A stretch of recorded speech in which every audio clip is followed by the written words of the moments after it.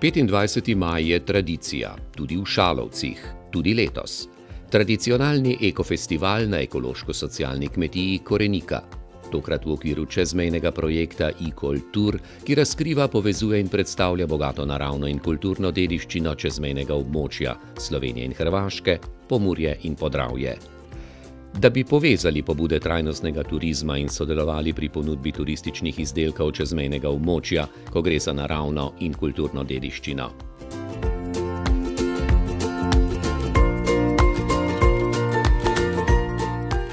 Tudi pevke večgeneracijskega centra Štorklja in učenci Šalovske osnovne šole so prišli, saj se pri delovanju centra Štorklja vse tesneje povezujejo. Tak je prenovljen zeliščni vrt na Koreniki. Takšni so bili izdelki za poskušnjo in to je kmetija. Ponudbi Korenike so se pridružile tudi okoliške kmetije s svojimi izdelki in tradicionalno obrtjo.